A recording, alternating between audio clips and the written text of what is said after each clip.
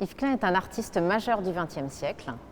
Il s'est tour à tour symboliquement approprié le ciel en inventant son fameux bleu Klein.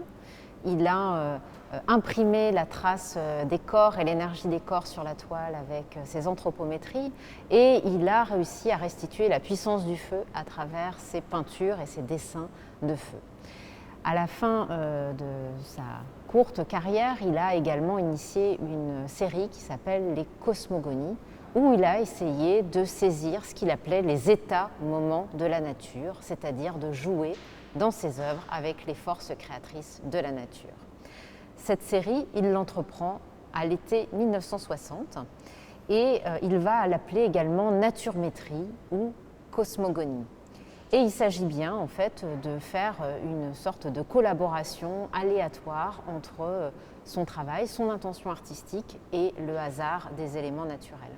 Il va faire une première expérience avec une fameuse œuvre qui va s'appeler Vent Paris-Nice 1960. Il va fixer une toile sur le toit de sa voiture et profiter de ce trajet pour confronter cette toile à la pluie, aux intempéries, au temps et simplement à l'atmosphère et regarder ce que cette œuvre allait produire.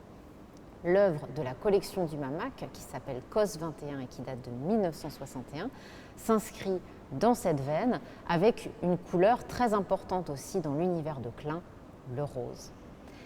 Dans ce même été 1960, sur les berges du Loup, à côté de Cagnes-sur-Mer, près de Nice, donc sur la Côte d'Azur, Yves Klein va tester véritablement l'empreinte des végétaux.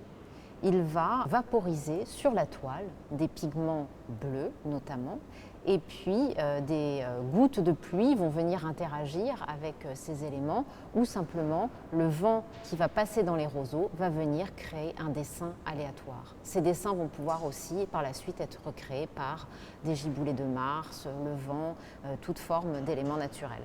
Yves Klein écrit à ce propos: « Je bondis dehors, et me voilà au bord de la rivière, dans les joncs et dans les roseaux. Je pulvérise de la couleur sur tout cela et le vent qui fait plier les fines tiges vient les appliquer avec précision et délicatesse sur ma toile que je présente ainsi à la nature frémissante. J'obtiens une marque végétale. Puis il se met à pleuvoir, une fine pluie de printemps. J'expose ma toile à la pluie et le tour est joué.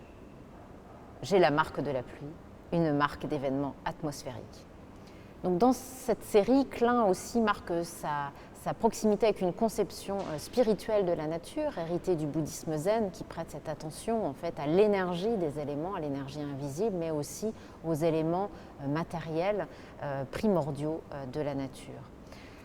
Dans son sillage et jusqu'à aujourd'hui, de nombreux artistes vont aussi chercher à jouer avec les impulsions vitales de la nature et à co-créer d'une certaine manière avec la nature et avec le hasard.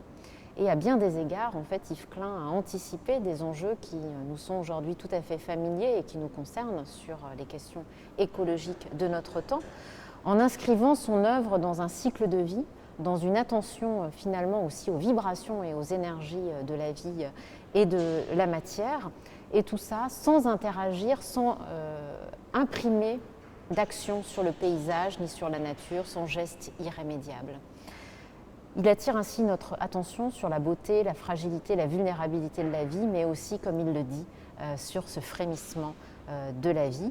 Et il nous pousse ainsi à porter une attention finalement à une interaction plus durable et plus soutenable avec la beauté de la nature qui nous entoure.